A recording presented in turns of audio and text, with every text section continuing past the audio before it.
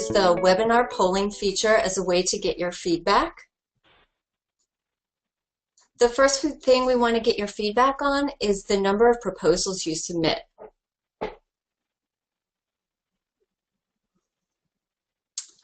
So on the average deadline, my institution submits to Grants.gov, including system to system. Please go ahead and provide your answers.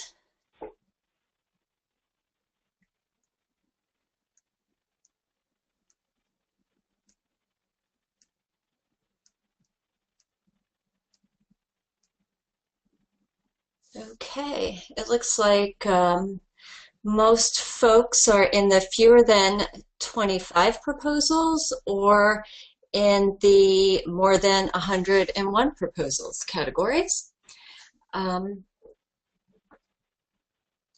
Next, we'll go to another poll. Let's get feedback on your number of change corrected submissions.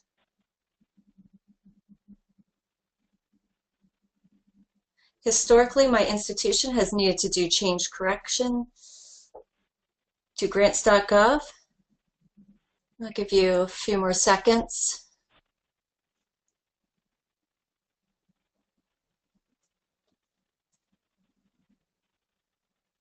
Okay, and we'll close in just a bit. Okay, and it looks like most people are doing them a few times in a deadline. Great, thanks for participating in the polls. Your answers are really helpful. So now we're at time, so let's get started.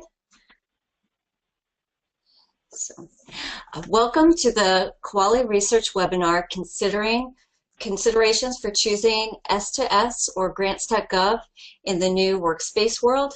Everyone will be on mute throughout the webinar for audio quality. We will open for questions and answers at the end of the presentation. You can type in your questions into the webinar panel as they come to you throughout the presentations. We will get to as many questions as we have in the allotted time. This webinar will be recorded, and a link to the recording will be shared with you so that you can share that with your colleagues who couldn't make it. So let me introduce my speakers here. Ron Splittgerber has been at IT support at Colorado University since the 1960s as a student employee. His first assignment, programming a deck PDP using paper tape punch. Fast forward, and Ron was the Kuali research rep when CSU joined the Kuali community in 2006, when MIT COE's product became the functional model. Ron has been active with Ancura, SRA, and the FDP. Favorite leisure activities include farming with 1950s vintage John Deere tractors, skiing as a member of the National Ski Patrol for 52 years, mountain biking during the warmer months in Colorado, and spending time with grandkids. Susan is a RAC certified research administrator with 13 years combined experience in research administration and business analysis. Her experience at Drexel University and Johns Hopkins University has taken her through both departmental and central research offices, covering both pre- and post-award functions. Now she has kids under 2 years old, and she savors silence and sleeping past 6 a.m. And with that, I will now turn it over to Ron, who will be our first speaker. Hi, everyone. If you haven't figured this out already, Grants.gov has a sea change coming this year. They've created something called a Workspace that'll be the main focus for submitting grants, developing and submitting grants. There are a couple things to remember with Workspace as you move forward looking at this new option. One is that all the users must first register before they can be assigned a Workspace role. There is one wrinkle to this, and that's a number of folks that have been involved with Grants.gov submissions, especially the single file PDF forms over the years, have more than one sign-on. And if this is detected when you log in to create a Workspace, it's going to ask you to consolidate those various logins.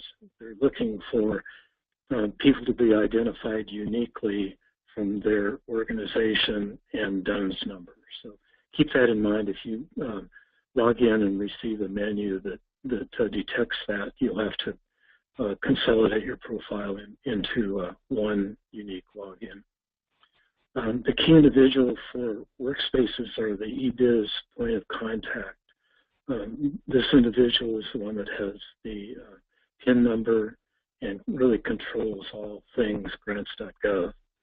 That individual can then assign expanded AOR roles, and the expanded AOR role allows folks to create and manage workspaces. So those two individuals and roles will be key in working with Workspace. You also need to understand that a new workspace must be created for every single application. So unlike the single file PDFs that could be handled uniquely, a new workspace has to be created and roles assigned for each application that goes in. And you also need to understand that users and their roles must be assigned for each one of those workspaces that's created for the application process. So Susan, how does that compare to the S2S side?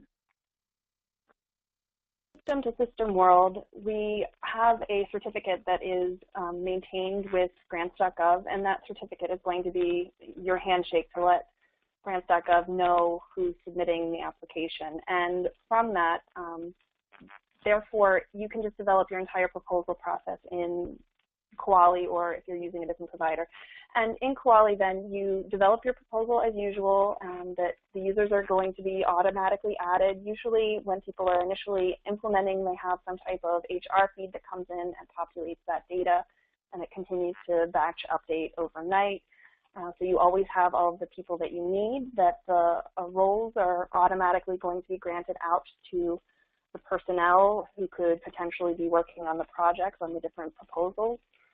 And that, therefore, there's an association that's built in between a person and a department. So anyone who is within one of those departments automatically has access to the proposal based on that permission. And then you can additionally grant access beyond that to other people in other departments or other types of administrators who may need to assist with the proposal creation process. So it can be both automatic and also on a proposal-by-proposal basis, and that through this, the bulk of the work is already happening at that one-time setup, and you'll do some maintenance as new people come in if you want to assign that person to a very specific department, but other than that, you have most of the maintenance taken care of at a one-time stop.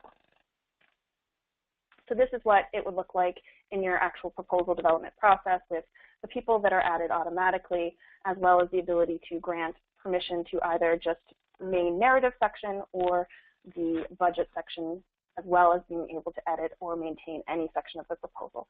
So these are the same types of proposal permissions that you would normally encounter in the proposal creation process, and that would still hold true if you're doing a system-to-system proposal creation in Kuali. However, there's also a breakdown here of what the Grants.gov workflow permissions and roles are so that you can better manage those. Ron, can you give us some insight into the different permissions here? Great, yeah, thanks, Susan. So for the workspace roles, the key new role that you might look at is the expanded AOR role. That particular role can create a workspace and assign any role, including another AOR, to that particular workspace. Keep in mind that only the eBiz point of contact can actually assign an expanded AOR role. So again, the eBiz point of contact is the key individual from a Grants.gov perspective. The expanded AOR role can manage access across every workspace in the organization. So as the organization creates roles and workspaces, the expanded AOR can control each one of those and folks that are assigned to them. And again, this role can only be assigned by the eBiz point of contact. The AOR role allows users to submit the application. the expanded AOR can assign that to a particular workspace. So keep in mind that from the process of completing a workspace application, only the AOR can submit the application. The Manage Workspace rule allows users to create other new workspaces and also inherits the Workspace Owner role. So the Manage Workspace role probably can be looked at from the perspective of an organization managing multiple workspaces.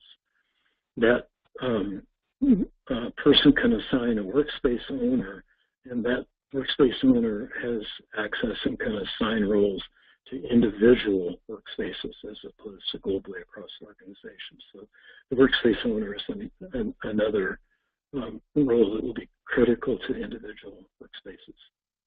And then probably at the lowest level is the workspace participant. Once the workspace is created, the individuals that fill in the forms and complete the application are generally the workspace participants. Having looked at those roles, let's go on to the next slide.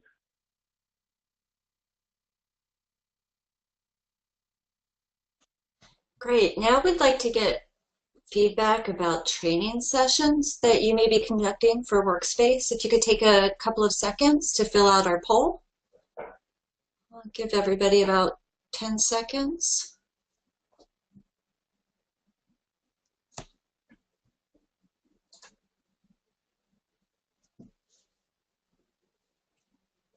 We're getting great feedback here. Let's close the poll.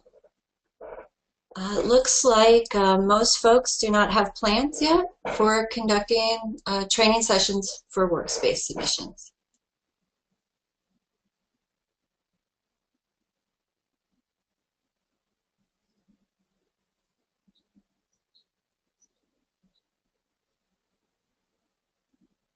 Right. I think that poll will become critical in discussions in this particular presentation as we move along. We wanted to talk a bit about collaboration. In the new Workspace environment, please keep in mind that all participants are given access and can read forms as they're looked at in the Workspace. A Workspace owner can grant permission to edit forms, so everyone can see them. Workspace owner can grant permission to specific forms so that folks can edit them. Also keep in mind, as I mentioned before, the Workspace owner can lock a form so that budget-sensitive information in the budget cannot be viewed by others. So that's an additional option that Grants.gov has added to the Workspace. Also keep in mind that ongoing role maintenance is required. And so as you open Workspaces to develop applications, there's the whole concept of assigning roles in that Workspace once it's created. And that's an ongoing process that you may not have planned, that may not have taken place in the previous way of using single file PDF submissions. It's probably an additional burden on the sponsored programs office to maintain those roles, make workspaces available, create workspaces, and assign roles. So how does that compare to the S2S side, Susan? So I do think we've probably covered some of this, but I wanted to talk about it in a slightly different context in the terms of collaboration. So we've already talked about how the permissions to a particular proposal is going to be granted automatically by unit, and that also includes your submitters or your AOR type of role. But in addition to that, you can hide or give grant access to the budget the same way that the Workspace does, so that people can or cannot see the budget section. And it's similar to Workspace that we have a locking mechanism in place so that if one person is editing a particular section, that it won't open that up broadly for other people to edit at the same time. So it does have that type of feature where you're not going to accidentally overwrite something that somebody else is doing at the same exact time. And we break that out into the proposal section and the budget section. So it's not exactly the same since our users aren't going in and filling out form pages themselves. They're just entering information into the system, and then the system's populating the form pages automatically. So it doesn't have like a one-to-one ratio since somebody's not going to actually be typing information on the forms. But we do break it out by proposal and budget, and that only one person can work on one of those at a particular time.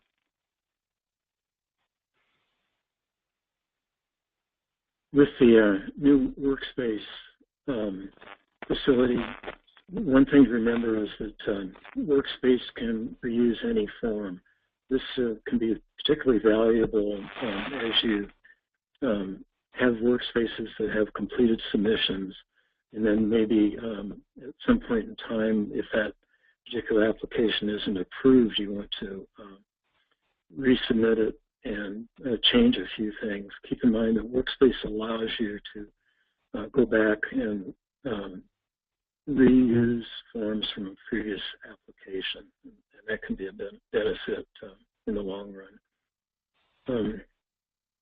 Also remember that once you've created a workspace, the forms that are available in that workspace can be completed one of two ways. One is online, so there'll be a series of menus for each form that allows you to fill in the form online. The advantage of doing it this way, it's a web interface, and it does do some error checking as you fill in the form. The other way you can fill in a form is by actually going into the workspace, downloading the PDF, filling it in offline. This might be valuable if you have folks remotely and you want to send them forms, say by email attachment, and you can send it to them, have them fill it in, and then when the form is returned to you, then you can put it back in the workspace as a completed form. Another facility that Workspace allows is when you fill in information from the 424, for example, if the agency has worked with Grants.gov to link fields in the 424, the 424 will populate other forms in the application. So you're getting a little closer to the S2S facility where things are filled in by the applicant and populate multiple forms. Not quite as robust, but they're heading that direction. So Susan, how does the form completion process look for S2S? And so with the system-to-system form completions, a lot of that information is automatically going to be pulled forward from your organizational setup and your person's maintenance that happens at implementation time. So many of the form fields are automatically going to be filled in, but for those fields that don't automatically complete, it's going to pull the information in from the proposal that you're creating. So there might be questionnaire information that's populating your forms, or there might be budget information that then populates onto the forms. Similar to how the Workspace is approaching this, that we have provided the ability for reuse of forms, but we're in the catch-all here that the form has to also be a reuse of a previous submission if you're going to reuse that form. So if you want to submit for another R01, for example, you can go in and copy the proposal that you submitted in the past, and then the form information is all going to be there, and you could just update and modify it based on the new information that you need to come forward, which is most often personnel related or budget information related. And so with that new version, you can reuse it and update it to be as you need it to be in this future submission. With that said, let's start to look at the future. Okay, thanks, Susan. So I think as everyone understands, Workspace is a work in progress, so to speak. It's a new concept that Grants.gov is creating, and it's fairly early on in the process, so we're looking forward to additional enhancements for the Workspace environment. Some of those that we know are planned for future releases include allowing other organizations to be assigned access to your forms. So once Workspace is created for a particular application and the forms are available. The Workspace owner can assign Workspace participants from another organization. This is particularly valuable, obviously, if you have subs that are participating in an application. You can give them permission to fill in forms. It also, looking forward, will have enhanced notification and email capabilities for participants. So it'll keep you informed of the progress of the application, notify you when the application is completed so that the AOR knows when that application can be submitted. So that's on the horizon for Workspace coming up. We're also trying to simplify menus. Originally, the menus for Workspace are pretty complex because they were trying to provide one page that allowed you to do everything. The issue there was that if you had a role that didn't allow you to do a particular action, you'd click on that role in the menu and it wouldn't do anything for you. So they're trying to simplify menus and base them on the particular role you might have and consolidate those across all of the Workspace. So those are some of the planned enhancements moving forward. It's funny that both Workspace and Kuali, at least, are now transitioning into the new development era, and so Grants.gov is also no longer following a waterfall development process, and they're similar to Kuali in their agile process of continuing to improve upon the things that are in the past and constantly going back and iterating on what's been done previously. So I think that also speaks to the future of technology. But specifically looking to what Kuali System to System is doing, I can't speak for others, even though we wanted to give this in a broad context overall. But for Kuali, the future for us looks like changing and allowing additional validation messages to be more custom. So we're already connecting to the same validation service process that Workspace is using as well. But we are also going to open that up so that you can add in additional messages that you want to appear or overwrite the messages so that they have the context that are appropriate to your institution. The ability to make the NIH validation service warnings as errors if in your particular context you want that to be a hard error and they can't move forward until it's fixed. And as well as the ability to use the fix-it style links that Kuali is known for to direct a user directly to the area that a particular error or warning needs to be modified. Beyond that, we're also going to look forward into a world where approved proposals would potentially have additional submitters eligible to submit the submission because it's already been listed as approved by the AOR in your offices. So here's the overview of what the Grants.gov Workspace future looks like, and I think Ron wanted to just give us some context around this, but you'll see that we're already down here to looking forward to the June one. Right. One of the points I think from this side is that, as I mentioned, the Workspace environment has been in a development phase. And now that it is moving towards production, I think one of the critical dates everyone needs to keep in mind is the last one on this slide, December 2017. That's when legacy PDF application, the single PDF files, will no longer be available. So after that point, Grants.gov, it's our understanding, will lock out so that any applications that are based on the old system can no longer be downloaded. There is a wrinkle to that. If an agency deadline is based on the old application process with a single file PDFs, and you download it before December 31st, 2017, you can still work on it and submit it before the deadline date. And the absolute last time that Grants.gov will accept any of the single file PDFs is March 2018.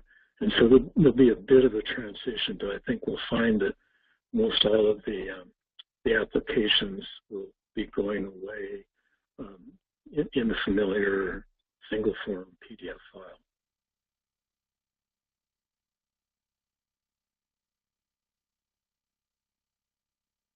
So one of the things that I wanted to point out with this slide, we've been working with Grants.gov and testing Workspace for the last year and a half.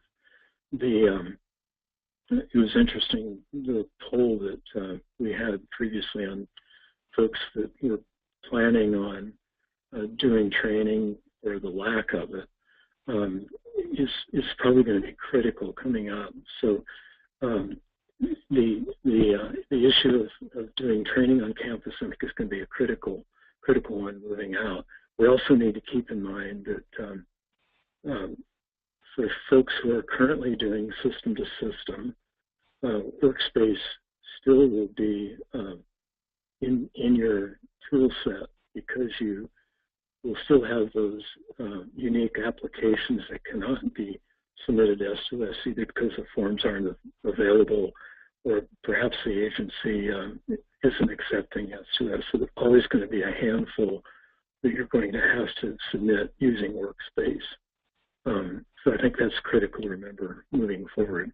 One of the things that we found from the Grants.gov statistics was that the move to Workspace and the fact that folks have been submitting this through system to system for some time really improved the rejected packages. So when you prepare a single form PDF file and submit it, you can see from this slide that over time, there's been an 8.55 error rate. In other words, when you prepare that single form PDF and submit it, it's going to be rejected by Grants.gov because of the edits. This is simply because the single form PDFs didn't have a lot of validation behind it. Interestingly, the Workspace, because they have been able to have validations built into the web application that Workspace is around. Now we're moving from an 8.5% rejection rate to less than half of 1% rejection. And for those that have been doing S2S for some time, I thought this was really interesting, that the S2S is traditionally had a very low rejection rate, and so far even lower than Workspace. So the validations that are done through system to system are very good. They really prevent the cycle where the Sponsored Programs Office and the folks who are doing the work on creating the forms have to go back in and create them and resubmit and continue with that loop until finally Grants.gov accepts the application. So I think we can look forward to fewer of those, maybe a reduced burden on the sponsored programs perspective from having to resubmit rejected applications if you were previously using single form PDFs. So both the Workspace and the S2, I think the slide shows, are a great boon to the Sponsored Programs Office in having to make corrections to an application.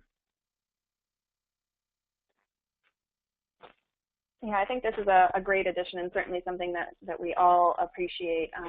And one of the things that might be contributing to system slight higher success rate there is also that we have the benefit of the knowledge and experience of so many research administrators who have helped contribute custom validations into their systems, and we can help configure those, and you can help guide your users to a more profitable outcome.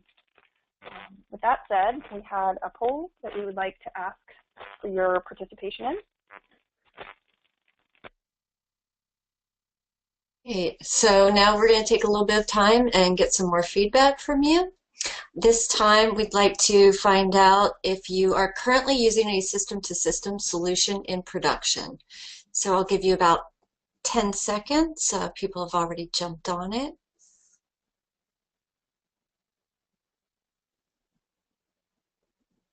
Three seconds. Right, let's close the poll.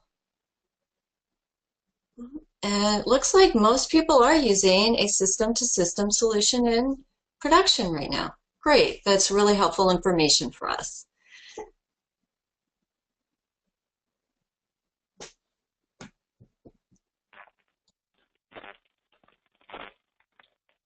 So with that in mind, I thought it would be helpful to just condense some of the topics that we've talked about so far today into the analysis that we've found so far, that we've done so far. So to give you a side-by-side approach here, this is the summary of the positive aspects of both Workspace and Kuali at the top, and then some detriments at the bottom for Workspace and Kuali. And this hopefully will help you as an outside user come in and make some assessment about when you would want to use each of these, if you want to do one more predominantly than the other. As Ron was saying, it's not a situation where you have to choose to do one or the other method, that you might want to also do a blended method of the two of these things. But just to give you a high-level overview of the positive things that we found in Workspace, one was that it's possible to do on and offline edits, so you can download something and you don't have to have an internet connection to work on the project if you need to. Kuali, however, only does online edits because we're in an online system. Both Workspace and Kuali, it's really good for collaboration because you're able to share the different pieces and have different individuals come in to work on different aspects of the proposal as you're creating different pieces. So someone can help with the science, and someone else can help with the budget, and someone else can come in and answer questions, and it's all good for collaboration on both of those. That both Workspace and Kuali use a pre-submission validation service to check your submission prior to the submit button, so that you're sure that you're meeting your funding opportunity level requirements and that you have the highest success rate. And we were looking at those statistics just a few moments ago. That in Workspace you have in-forms help, in Kuali you have the in-proposal standardized help, as well as the ability to add customized help, validations, and errors and warnings, so that you can add in a little bit more customization in the system to System 1, but they're both pretty much comparable there. That there's form reuse available in Workspace, that in Kuali many of the forms auto-complete. Additionally, there is the possibility to reuse or repurpose submissions from the past, so that in both of these situations you're able to save your users a lot of time in the work, so you're not repeating the same information over and over again. And then in Workspace, there's the ability to give, or rather it will be shortly in their next feature development, the other organizations access to your forms. The positives that exist on the system-to-system side for Kuali that are not in place for Workspace is that it's a highly configurable workflow, so you can make sure that you're getting the appropriate approvals for a particular proposal in advance, which includes any deans, chairs, investigators. If you have any compliance personnel that need to be incorporated in and do that level of review, that's something that if you decide to go the Workspace route, you're going to have to cover in a different mechanism instead. And that there is the ability to integrate directly with some of the other Kuali research modules, including the compliance items such as conflict of interest, protocols, and OR. So that also is a way to help you make sure that you're meeting all of your regulatory requirements on those processes, by, again, trying to save time and transfer as much information over into the other sphere as possible, so that you don't have a chance for typos and other types of errors. One of the other detriments, now that we're looking at the lower section here, so, for example, we were talking before about how Kuali is entirely online. So if you do have someone who wants to do something offline, that's not how we do things. That it also requires a collaboration between us and Grants.gov to make sure that we are upkeeping and that we're staying up to date with all of the things that are needed to be done. On the Workspace side, one of the other detriments that we were looking at, other than the workflow approvals not existing, is that you'll also need to have some type of mechanism in place to plan your budgeting. There's just the budget forms in Workspace where you would plop in the information after you know what you're going to do, but it's not really a tool for managing and quickly making edits to make sure you're meeting your desired goals for how you can spend your budgeting. And then one last thought here is that you would still have to manage your permissions for each of the users for each form Workspace that comes out. So you manage your permissions and roles, at your organization level. Then you also would have to manage the permissions and roles at each of the workspaces that's initiated. So with that in mind, I also kind of wanted to wrap up the concept of everything we've been talking about today. If you haven't put in questions yet, I just wanted to, again, let everyone know that we'll be covering and answering to the best of our ability any of the questions or thoughts that you have. You can feel free to use the questionnaire section in your webinar panel, and we will be answering those in just a couple more minutes. So with that in mind, it is important that everyone be aware that these forms are going to be phased out. The PDF forms that people used to use all the time are being phased out by the end of this year. You can no longer use them at all for any reason at all, even if something had previously had a submission that was through the PDF formatting, that's not going to happen after March 2018. And so it's important that everyone be aware of that and be planning on the path that they want to move forward. Plan if you want to do the system-to-system as a part of your process. If you want to do Workspace, plan on what that process looks like. Both of these are going to take some time and configuration to make sure that you have what you need in place, with the exception of those schools that are currently implemented with a system-to-system provider.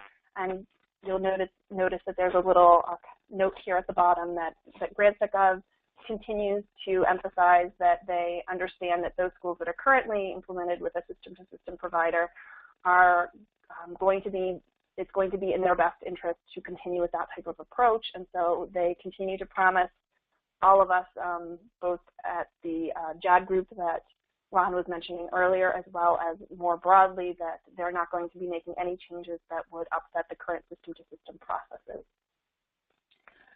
Also, whatever approach you take, it's not like you're going to be locked into a decision. The only investment that you're making here is a time investment.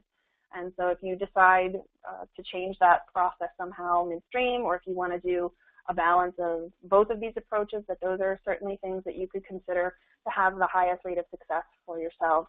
It's really going to be a moment for all of you to take an assessment of what your institution and the culture at your institution is. And from that, weigh the analysis that we were just talking about before to make the best decision for your school. But both of these also, fortunately, provide pre-submission validation, which is awesome. And both of these will allow you to reuse the work that you've done in the past. So we're really excited about this and think that, that together, both Workspace and System-to-System are moving in the right direction to give everything that you could possibly need for a better, more successful future. Ron, can you walk the viewers here through the next steps that they would need to take if they plan to go and do some updates with Workspace, how they plan? Sure, I'd be happy to.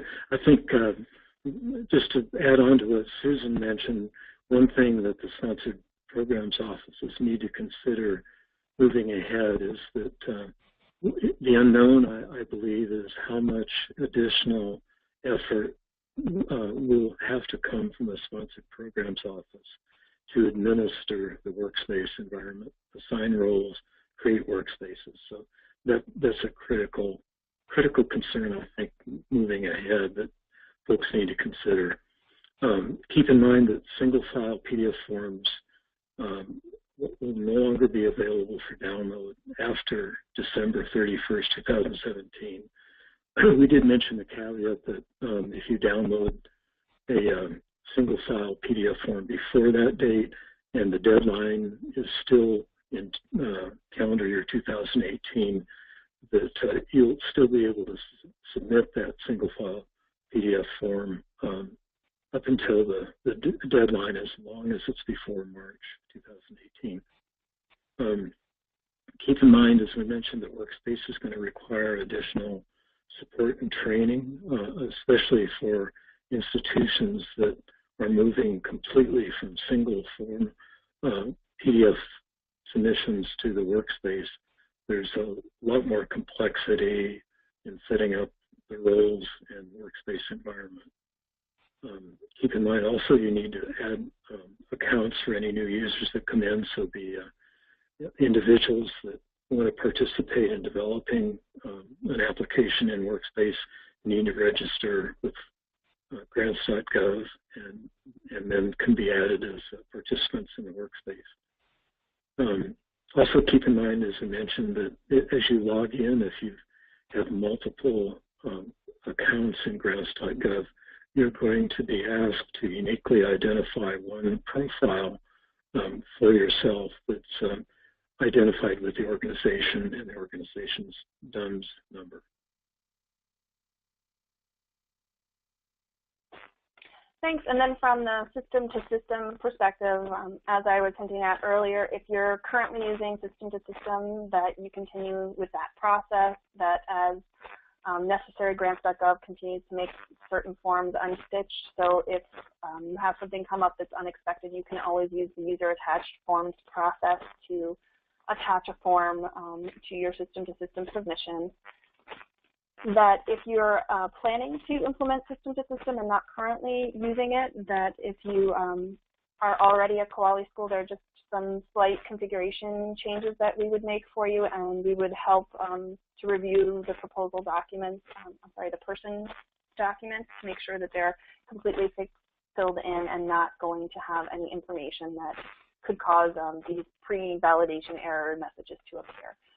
If you're planning on moving forward with a Kuali implementation and at that time also want to implement system-to-system, that we can help coordinate that part of the planning process.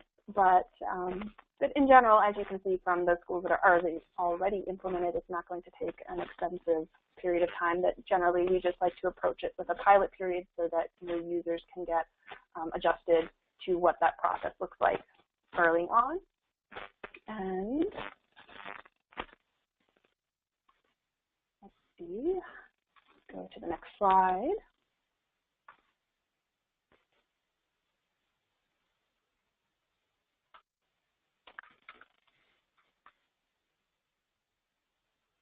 There was one other poll that we wanted to ask now that we've provided all of this background and information.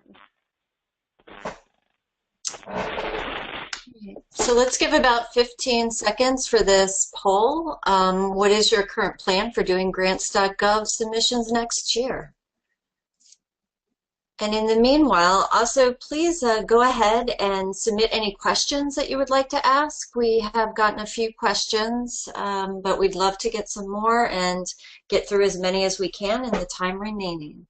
If you don't want to have your question discussed here, if you want a personal answer instead, you can mark your question as private and we will get back to you directly. So let's give it 5 more seconds. Okay, let's close that poll. And it looks like most people are planning to use a combination of Workspace and S2S for the current plan for next year.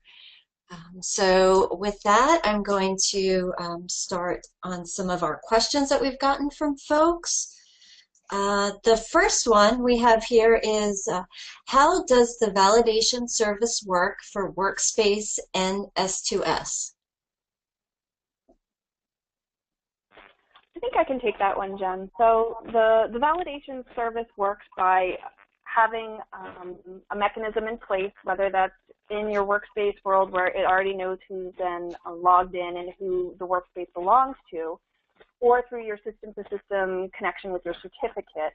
It knows who you are, what your Grants.gov account is, and therefore your DUNS number and all of those details. And it provides detailed validation of who the people are that are listed on the project, and if that organizational information is accurate based on the information that's already maintained with your eBiz point of contact at Grants.gov. And so in both of these methods, it's the same type of process where you can validate both the general form information that you're inputting related to this specific funding opportunity announcement, as well as doing a validation on the general participation of the organization in question. Thanks, Susan. So another question we have is related to validation as well. It says, since Workspace incorporates validations, why are there still rejections? Do you know what would not be caught in the validations?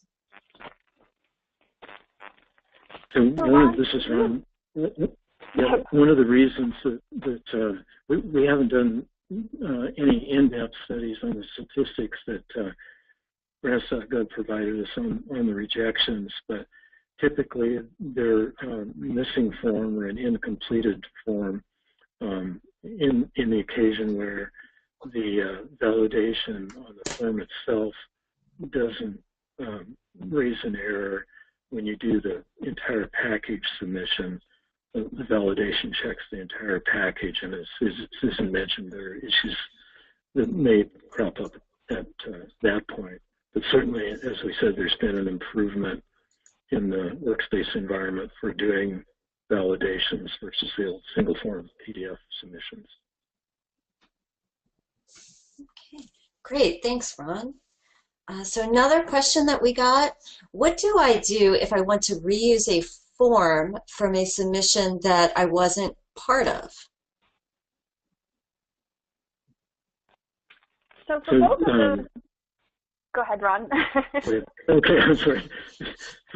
From the perspective of the workspace, reusing a form is up to the workspace owner.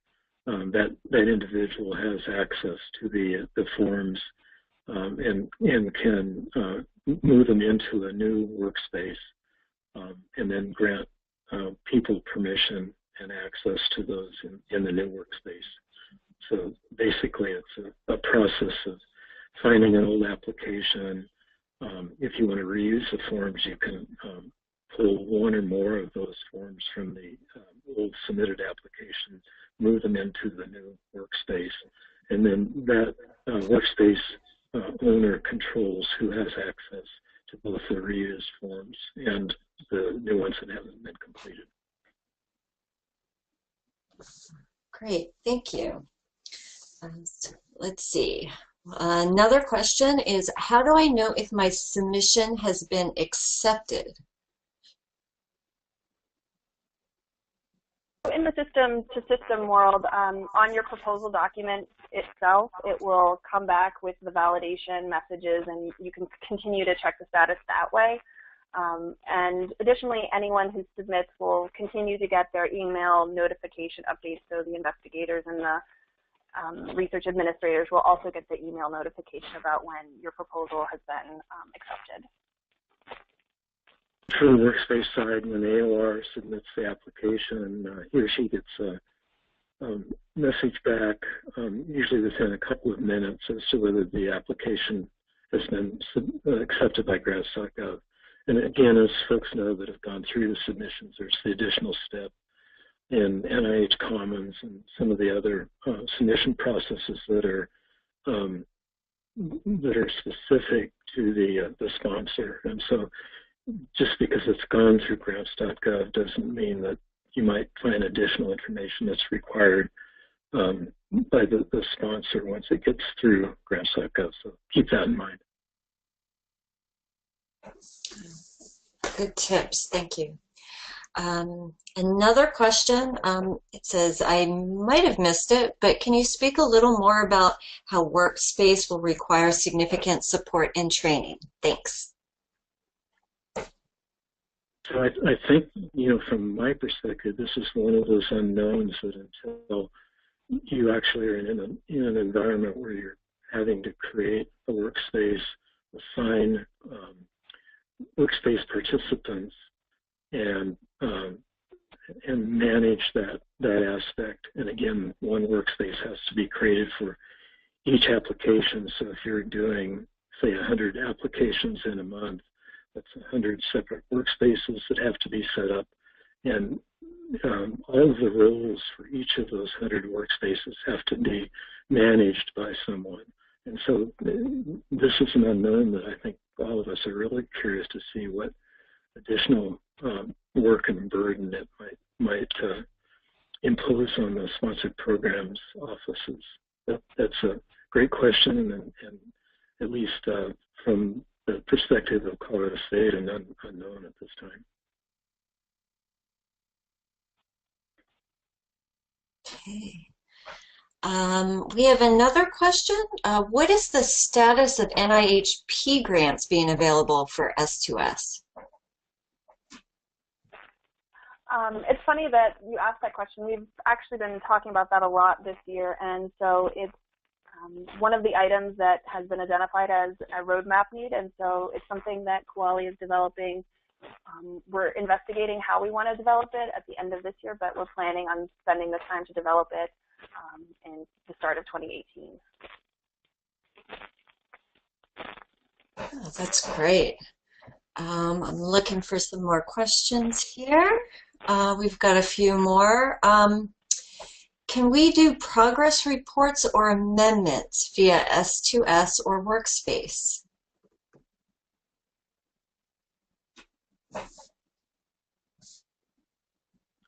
This is Ron. So from the perspective of Workspace, that's a planned enhancement. I'm not sure of the timing, but we do know that's on the horizon. I'll leave it to the others that may have more of an insight on the timing, but great question. Yeah, and from the Kuali perspective, that's something that we plan to coordinate with them on at the time and continuing to investigate, but we don't currently do. Okay.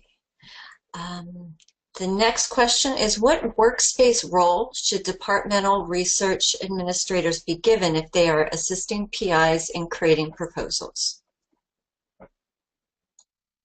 So this is Ron. I think that's part of the business process solution that each institution is going to have to determine. But certainly, if depending on your rules for submissions, if you trust the department or college that's creating the workspace, you can assign an AOR role that would allow them to submit it. I think most institutions prefer to keep that responsibility back in the sponsored programs office.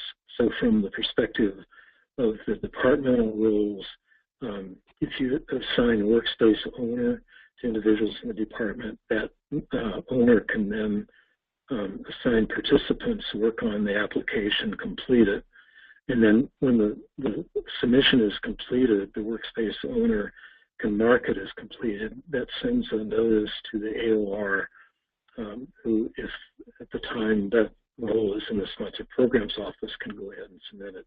And again, if that role has been assigned to the department administrator, then it's obviously pretty self-completing, and that once the department's finished with the application, the AOR gets the notice and makes a submission. Thank you. So we have one question. It may have been answered earlier, but it would be good to verify that. The process for user-attached forms still remains if a form is not available directly via Kuali Research. Is that correct?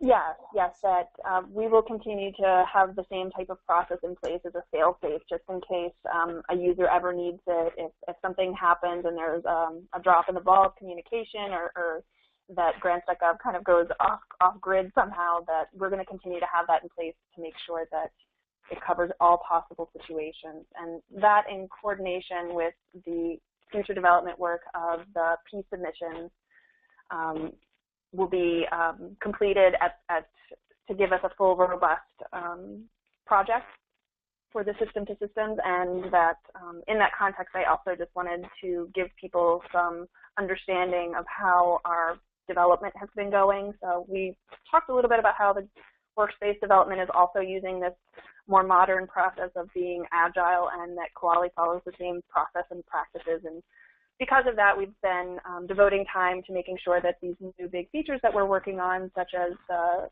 NIH validation service, which was completed, and then now these cool custom messaging and fix-it links around the validation service, that those are being done at this moment. And then the next deliverable item that we're working on is that multi-submission feature, multi-project submission feature for NIHP grants in there as well. So with that, in coordination with this fail-safe of the user-attached forms, we imagine that everything will be possible.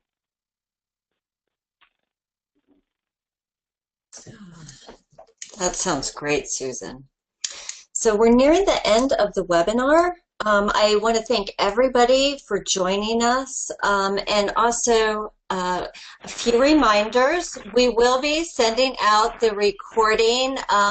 Likely the recording link will be available. Typically we do it the Monday after a webinar, but with the Memorial Day holiday on Monday, we will send out a follow-up email Tuesday with the recording. Also, as a reminder, we would love to see everybody at Kuali Days 2017. Again, that's from November 14th through the 18th. And if you are interested in presenting, please do contact us. We would love to discuss potential research proposals for the conference with you. So thank you so much, and thank you, Ron and Susan. That was a great presentation, and I think everyone learned a lot about S2S and Workspace today. Thanks so much.